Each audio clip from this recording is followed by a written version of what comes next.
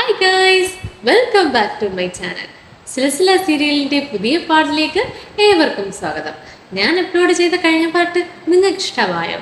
അത് കണ്ടിട്ടില്ലാത്തവർ നേരെ പോയി കണ്ടിട്ട് വരിക. അതിൻ്റെ ലിങ്ക് കമൻറ്റ് ബോക്സിലും ഡിസ്ക്രിപ്ഷൻ ബോക്സിലും ഞാൻ പിൻ ചെയ്ത് കൊടുക്കാവേ.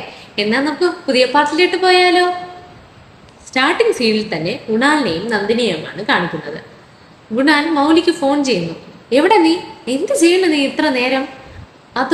അത് ഞാൻ പാർക്കിംഗ് ഏരിയയിലാണ് ഗുണാൽ, ലേറ്റ് ആവുമെന്ന് തോന്നുന്നു.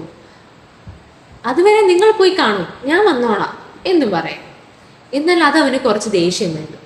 ശരി എന്ന് പറഞ്ഞിട്ട് അവൻ കോൾ കട്ട് ചെയ്യുന്നു. എന്നിട്ടും ഷോ കാണാൻ പോകുന്നു. അടുത്ത് നന്ദിനി ഇരിക്കുന്നുണ്ട്. ആ പാട്ട് കേട്ട് അവൾ നോക്കാതിരിക്കാൻ അവൻ മാക്സിമം ട്രൈ ചെയ്യുന്നുണ്ട്. എന്നാൽ അവൻ അത് കൺട്രോൾ ചെയ്യാനേ പറ്റുന്നില്ല. ആ പാട്ട് കേട്ട് അവളെ നോക്കി രസിച്ചിട്ടേ ഇരിക്കുന്നു അവൻ. അപ്പോൾ ആ കറക്റ്റ് സമയത്ത് തന്നെ മൗലിയും വന്ന് അവൻ്റെ അടുത്തിരുന്ന് അവൻ്റെ തോള് ചാരി കിടക്കുന്നു. അപ്പോൾ ആണ് അവന് ബോധം വരുന്നത്, ഞാൻ ഈ ചെയ്യുന്നതൊക്കെ തെറ്റാണല്ലോ എന്നോർത്ത്. അങ്ങനെ നന്ദിനിയെ നോക്കാതെ നല്ല കൺട്രോളായിട്ട് അവ ഇരിക്കുവാണ്. നെക്സ്റ്റ് എല്ലാവരും ഷോ കഴിഞ്ഞ് വീട്ടിലെത്തുന്നു. ഇവിടെ മൗലി സംസാരിക്കുകയാണ്. നല്ല ജോളിയായിരുന്നു അല്ലേ? പക്ഷെ ഗുണാലിന് ഇത് കേട്ടിട്ട് ദേഷ്യം വരുന്നു. അവ ഒച്ച ഉണ്ടാക്കാൻ തുടങ്ങി. നിനക്കെന്താടി? നീ എന്ത് വിചാരിച്ചിട്ട് ഈ നടക്കുന്നേ? ഞാനും നീയും ഇപ്പോൾ ഒരുമിച്ച് ടൈം സ്പെൻഡ് ചെയ്യുന്നതേ ഇല്ല. അതുകൊണ്ടാണ് ഞാൻ ആ ഷോ ബുക്ക് ചെയ്തത്. അതിന് നീ എന്താ ചെയ്തേ? ആ നന്ദിനി അവിടെ കൂട്ടിക്കൊണ്ടുവന്നു. ശരി, അത് പോട്ടേന്നെങ്കിലും വയ്ക്കാം. ഞാൻ നമ്മുടെ ആനിവേഴ്സറി ഗിഫ്റ്റായിട്ട് ഞാൻ തന്ന ആ ഡ്രസ്സ് ഞാൻ എന്താ ആഗ്രഹത്തോടെയാണ് നിനക്ക് വാങ്ങി തന്നതെന്നറിയോ?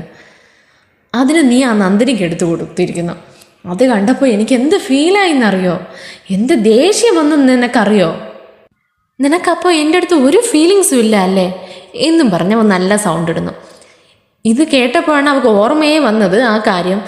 അയ്യോ, ഞാനത് ഓർത്തില്ല ഗുണ, സോറി ഗുണ, എന്നോട് ക്ഷമിക്കേ എന്നൊക്കെ പറഞ്ഞ് സങ്കടപ്പെടുന്നു.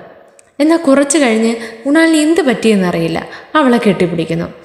ഇല്ല സോറി, ഞാനല്ലേ നിന്നോട് നല്ല ദേഷ്യത്തിൽ സംസാരിച്ചേ.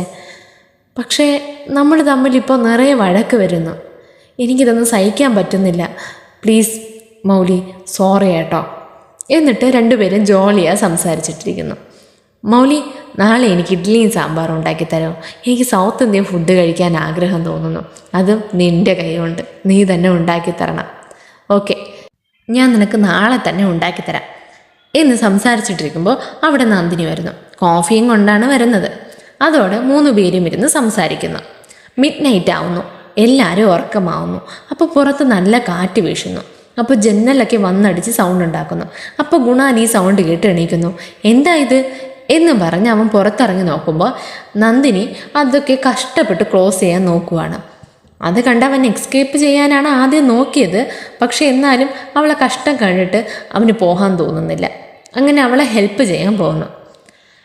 അവളും അവനെ കണ്ട് ഒരു സ്മൈൽ ചെയ്യുന്നു. എന്നിട്ട് രണ്ടുപേരും ചേർന്ന് അത് എങ്ങനെയൊക്കെയോ അടയ്ക്കുന്നു.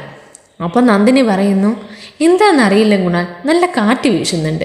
ഇനി മഴ വല്ലതും വരാൻ പോകുന്നോ എന്തോ എന്ന് പറഞ്ഞിട്ട് തിരിഞ്ഞു നോക്കുമ്പോൾ അവിടെ ഗുണാലിനെ കാണുന്നില്ല. നെക്സ്റ്റ് മോർണിംഗ് മൗലി നല്ല ധൃതിയിൽ ജോലി നോക്കുവാണ്. ഇഡ്ഡലി സാമ്പാറൊക്കെ ഉണ്ടാക്കുവാണ്. ഫോണും ചെയ്തുകൊണ്ടാണ് അവൾ കുക്ക് ചെയ്യുന്നത്. ഹോസ്പിറ്റൽ കോൾസും കുക്കിങ്ങും ഒക്കെ മാനേജ് ചെയ്ത് കൊണ്ടുപോകുന്നു. അപ്പോഴാണ് അവിടേക്ക് ഗുണാൽ വരുന്നത്. കൊള്ളാമല്ലോ, എൻ്റെ ഭാര്യ എനിക്ക് വേണ്ടി സ്പെഷ്യലൊക്കെ ഉണ്ടാക്കുന്നല്ലോ എന്നും പറഞ്ഞ് അവന് ഹെൽപ്പ് ചെയ്യുന്നു. അപ്പോൾ മൗലിക്ക് വീണ്ടും ഒരു കോൾ വരുന്നു. കുറച്ച് നേരം ഇതൊക്കെ ഒന്ന് നോക്കോ, ഞാൻ ഇപ്പം വരാം എന്നും പറഞ്ഞ് അവൾ കോൾ സംസാരിക്കാൻ പോകുന്നു. ആ സമയത്ത് നന്ദിനിയും വരുന്നു. ഞാൻ ഹെൽപ്പ് ചെയ്യട്ടെ ഗുണാൽ? വേണ്ട, ഞങ്ങളിതൊക്കെ ചെയ്തു കഴിഞ്ഞു എന്നും പറഞ്ഞ് അവനും അവിടെ നിന്ന് പോകുന്നു. മാക്സിമം അവൾ അവോയ്ഡ് ചെയ്യാൻ അവൻ നോക്കുന്നുണ്ട്. അവരെല്ലാവരും ഫുഡ് കഴിക്കുമ്പോൾ ഗുണാൽ ആ ഫുഡിനെ കുറിച്ച് പുകഴ്ത്തിയിരിക്കുകയാണ്. ഈ ഫുഡ് ഉണ്ടാക്കിയ നിൻ്റെ കൈക്ക് ഞാനൊരു സ്വർണ്ണവള തന്നെ ഇട്ടുതരും. അത്രയ്ക്ക് അടിപൊളിയായിട്ടുണ്ട്. ഈ കഴിവൊക്കെ നീ എവിടെ കൊണ്ട് വച്ചിരുന്നേ?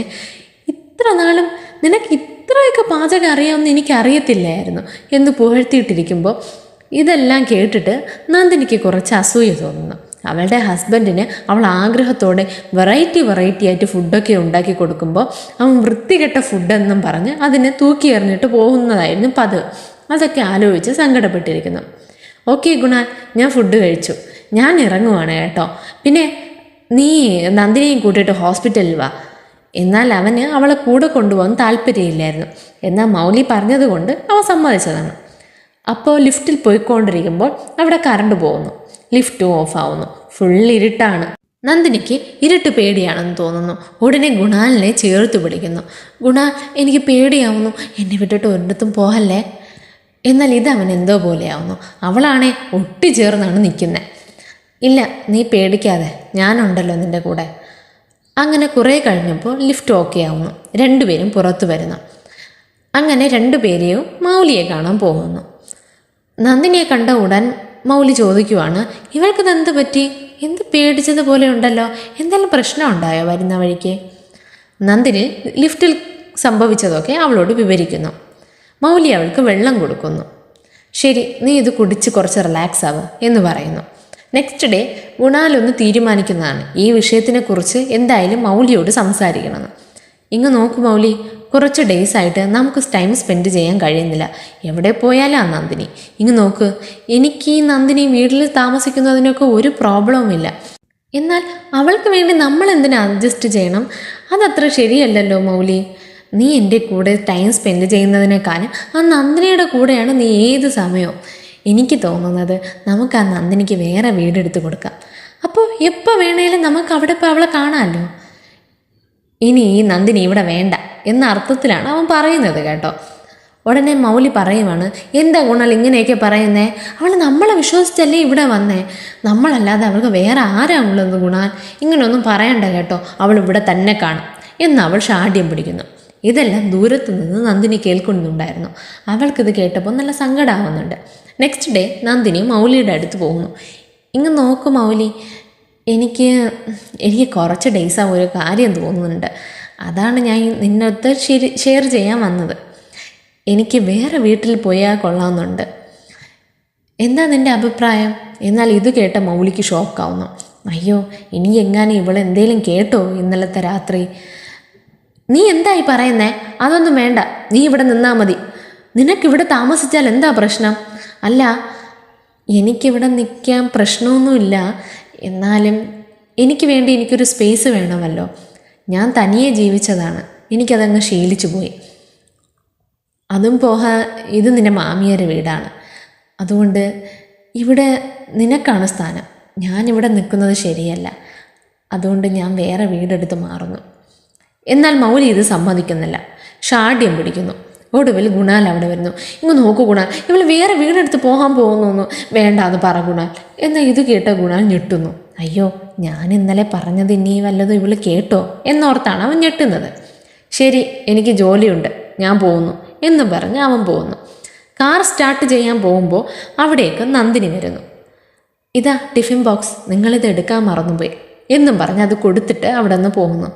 അപ്പോൾ ഗുണാൽ, നന്ദിനി ഒരു മിനിറ്റേ, നീ എന്തിനിപ്പോൾ വേറെ വീടെടുത്ത് പോകാമെന്ന് തീരുമാനിച്ചേ?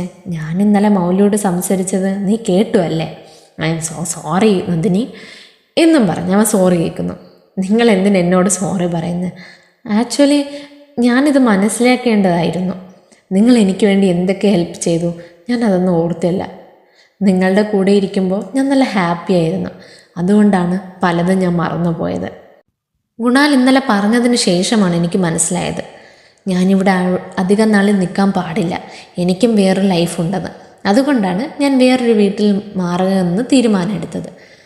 ഗുണാൽ, നിങ്ങൾ അങ്ങനെ പറഞ്ഞത് കൊണ്ടല്ല ഞാൻ വേറെ വീട്ടിൽ പോകുന്നത്. എൻ്റെ സന്തോഷത്തിന് വേണ്ടിയിട്ടാണ്. അതുകൊണ്ട് ഗിൽറ്റി ആയിട്ടൊന്നും ഫീൽ ചെയ്യേണ്ട കേട്ടോ എന്നും പറഞ്ഞ് അവൾ വീട്ടിലോട്ട് പോകുന്നു. വീട്ടിൽ വന്ന പാടെ മൗലിയുടെ അടുത്ത് സംസാരിക്കുകയാണ്. കുറേ നേരമായി മൗലിയെ സമാധാനിപ്പിച്ച് എങ്ങനെയൊക്കെയോ സമ്മതിപ്പിക്കുന്നു. മൗലി, ഞാൻ വേറെ വീട്ടിൽ പോവാണ്, അവിടെ എനിക്ക് സന്തോഷം കിട്ടും. ഞാൻ കുറച്ച് നാൾ തനിച്ചിരിക്കട്ടെ. നിനക്കിപ്പോൾ എന്ത് പ്രശ്നം? ഞാൻ വേറെ വീട്ടിൽ പോയാലും നിനക്ക് എന്നെ കാണാൻ തോന്നുമ്പോൾ നീ അവിടെ വാ. അല്ല, എനിക്കാണ് നിന്നെ കാണാൻ തോന്നുന്നതെങ്കിൽ ഞാൻ ഉടനെ ഇവിടെ വരാം. നമ്മൾ വേറെ വേറെ വീട്ടിലായിരുന്നാലും നമ്മൾ എന്നും ഒന്നാണ്, മനസ്സിലായോ മൗലി എന്നൊക്കെ പറഞ്ഞ് ഒരു വിധത്തിൽ അവളെ സമ്മതിപ്പിക്കുന്നു. മൗലി ഗുണാലിനോട് പറയുവാണ്, ഗുണാൽ, നന്ദിനി വേറെ വീട്ടിൽ പോകുന്നുവെന്ന് ഞാൻ സമ്മതിച്ചു കൊടുത്തു കേട്ടോ. ഇത് കേട്ടപ്പോൾ ഗുണാലിന് എന്തോ പോലെയാന്നു. അയ്യോ, പോകുന്നു? അപ്പോൾ ഇനി എനിക്കിവളെ കാണാൻ പറ്റത്തില്ലേ എന്നോർത്താണ് അവൻ സങ്കടപ്പെടുന്നത്.